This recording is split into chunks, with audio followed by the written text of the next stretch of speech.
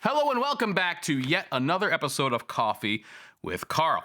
Now, there's the Carl, but where's the coffee? I don't have any, and it's kind of pissing me off. So, first thing I wanted to talk to you about this week is a program that's actually existed for a while, but I've been dragging my feet on talking about it for no reason in particular, other than I have a bad memory, and that is the Knicks Trades Program. This is actually pretty cool, and it's been around for a while, like I mentioned, and basically what it does is it gives certain people benefits, which is great. So for certain Knicks boot models, you can get special pricing, free shipping, and expedited lead time, which is a big deal when it comes to Pacific Northwest boots. Now, of course, the boots that you can get are limited, and I don't think you can do any customization to them at all. But for a video that's going to be coming up very soon, I ended up getting a pair of these for Tyler. Now, Tyler, if you remember, you might not, he was the guy who tested out those Brunt work boots. I had him test out those for 30 days. I gave him a pair of Red Wings for 30 days, and then I gave him a pair of Knicks from this Knicks Trades program for 30 days as well, and had him try out each. Didn't tell him anything about them, didn't, push him in one direction or another. I just wanted his honest to God opinion. So we did an interview after it was all done. The last thing that I have to do now is actually get a little bit of B-roll of the boots after they've been beat up. So you could actually see the wear that 1 month will put on them. Now, I mean, it's not apples to apples because what he was doing in 1 month versus the next, it changed, but whatever. 1 month on the trade, on the job that I'm on right now in the trades as an electrician, you'll be able to see what happens to these boots. And, no surprise here that he liked the Knicks the best. I mean, they're $500 boots compared to $350 boots compared to the junk Brunt. But you actually get an outside perspective, which I think is really valuable. So I just want to read you this thing from Knicks because obviously they say it best. In addition to offering discounts, we are committed to promoting the trades industry and inspiring more individuals to pursue careers in the skilled trades. By supporting you, we hope to contribute to the growth and success of the trades industry while encouraging aspiring professionals to embark on fulfilling careers in the trades. Now, this is really cool because, being in the trades, being in blue collar work is really, it hits close to home for me because this is something I've kind of had to figure out because right now, being in the trades is kind of like becoming in vogue again, right? For a long time, it was looked down upon.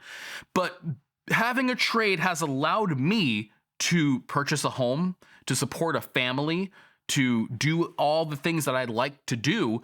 And honest to God, I have being an electrician to thank for that. And I did not go the college route. It just simply wasn't available to me. And so I was just a working guy. And, I've told this story before. I was a mechanic before I was an electrician. And I was working there from right after high school to my very early 20s. And I remember being there and looking around at the people who I was working with and thinking, I can't do this for the rest of my life. Everybody here's miserable. They're making like $16 an hour.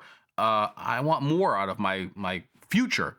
And I was really, really angry about my situation. I drove directly to the trade school and decided on being an electrician on the way there.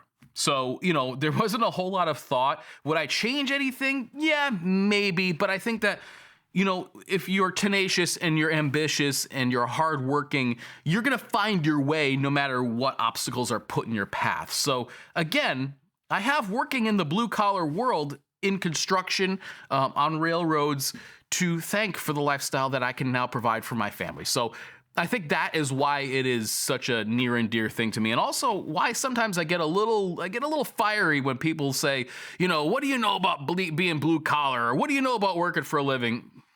I don't know anything else. And, this is the industry that I've been in for a long time. The current company that I work for, I've been with them for 8 years. I've been an electrician for 20. So, how long do you want, what do you want to do? You want to compare this stuff? I'm just not into the expletive measuring. It's not my thing.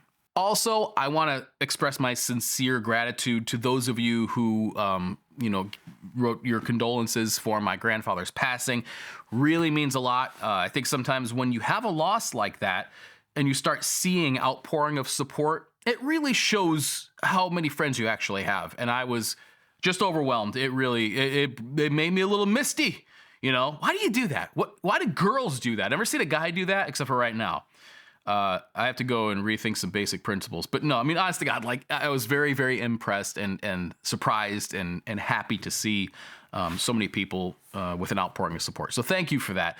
We had the funeral, everything's all said and done. So, moving on and upward and hopefully, taking the things that he had to go through to form the future. So appreciate it. Thank you guys. All right, on to the releases for this week. There have been some cool ones. Matter of fact, NYX came out with a collaboration with a framer, and it's called something like the Wood Butcher boot, and it looks really cool. A very similar, like a Mocto style. They have an interesting sole there, but that name, the Wood Butcher, I would buy it just for that. I wish they would say it on the side.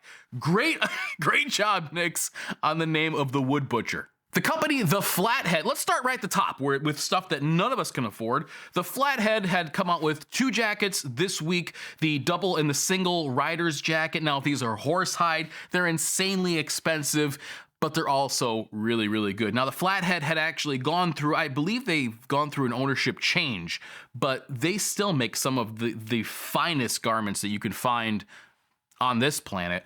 And, I'm not sure that their leather goods still hold up the way they did, but do yourself a favor. Look for some older Flathead wallets, because it redefined how cool wallets could be. Usually they're a square thing, all right? Some sort of like, maybe it's like this, maybe it's sort of oblong, maybe it's a bifold, maybe it's a trifold. But the Flathead wallets do all kinds of stuff with swooping lines and stuff like that. They're just amazing. And I want one. I really want one.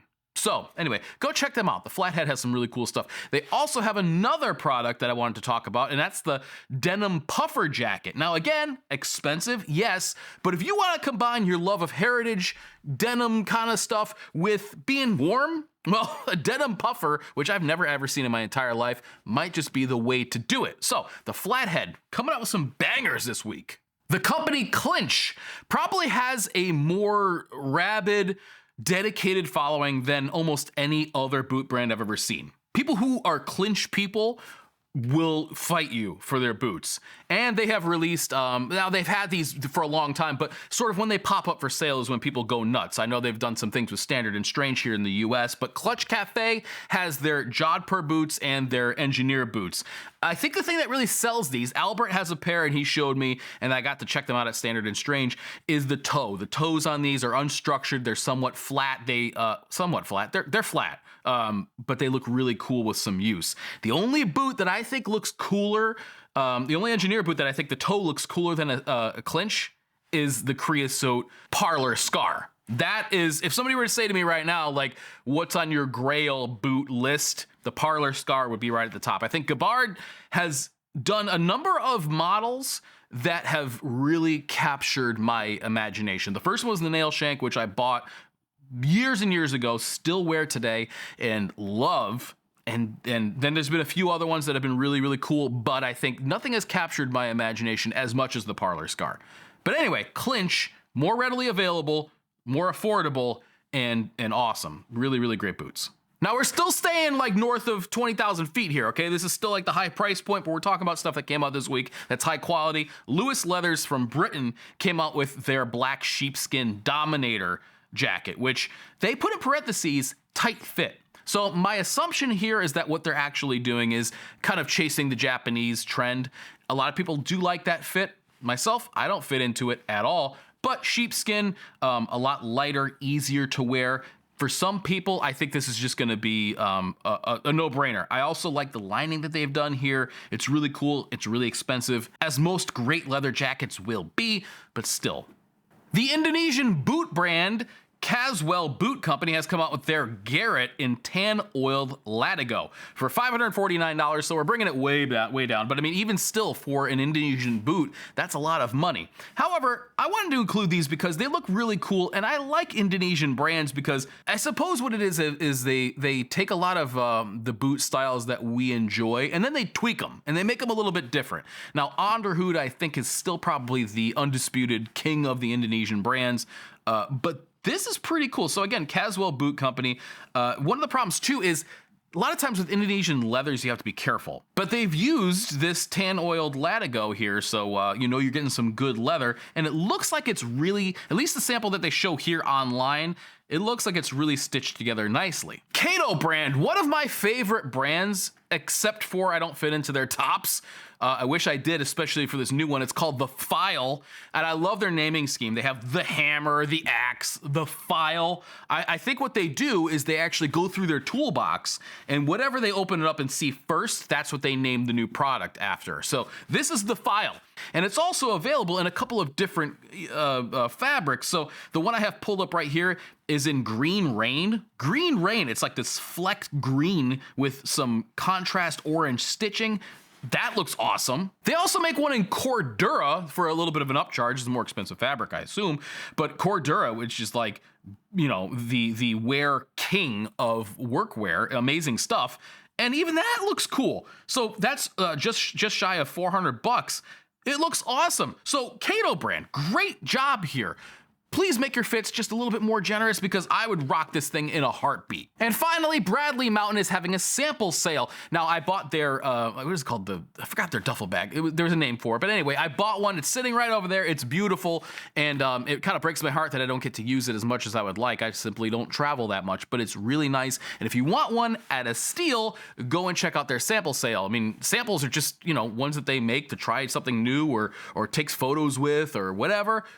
You're getting it still like a Bradley Mountain product, so you can get one on sale right now. And it looks like there's still some products there, so I'm actually kind of surprised that they've held out this long. So go get yourself some Bradley Mountain gear. Well, thank you for sticking with me. Again, you know, this new channel thing, it's kind of like, you know, working out. It's kind of not working out. It's gonna, you know, it's got I basically took the training wheels off and now we're kind of doing this, but we're gonna figure it out. We're gonna figure it out together, you and me, all right? Just you and me, nobody else.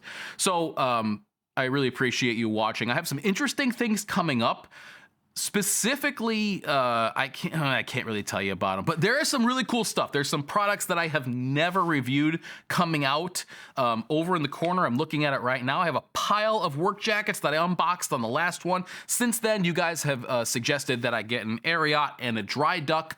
Both of those are in, so now I have 9 total. I spent like $1,500 on work jackets to compare for an upcoming video. And these comparison videos, they take a long time. I know it doesn't seem like much, right? You pick one up, you go, okay, this got 4 pockets, and put that aside. This one's got 3 pockets, whatever. It's not. I mean, I could take photos, video of each one, compare one to the next, because I want to make sure more than anything that my data is solid so that I'm providing the right information for people who rely on this stuff to do their job. So that is in the works. I am also going to, yes, people keep asking about it. I'm going to be doing a comparison between the Frank's Patriot and the Drew's Logger, 2 $350 Pacific Northwest boots that look amazing, but I want to get inside and I really want to see what they're all about. That is coming up. So those are 2 things, again, comparison type of content that will be coming out very soon. There's also, for some reason, a lot more people have been reaching out to me about appearing in their content to do some trades stuff, which I'm all for. As I described in the beginning of this video, that's something that's near and dear to my heart. So you may see me in a couple of upcoming places. And one final thing that's kind of interesting, a reality TV show reached out to me, and they are putting together a show about the skilled trades and want me to be the quote-unquote expert. First of all, I said, I don't know who gave me my number, but I'm not an expert in much besides how to eat Oreos really quick. But anyway, I guess that's like being, you know, they're gonna make a pilot or what, I don't know what they're gonna do, but I've been in contact with the people who are making the show several times as they've needed different things from me. And I guess they've seen my content and want me to be a part of the show. So you might even see me on your television screen. Crazy times that we're living in. Let me tell you what, they must be really scraping the bottom of the barrel looking for talent, because if they have come to, you know, Farmington, Connecticut to seek me out, man, they must be scratching the bottom. Anyway, enough self-deprecating humor. That's the end of this episode. Thank you for watching. I'll catch you later.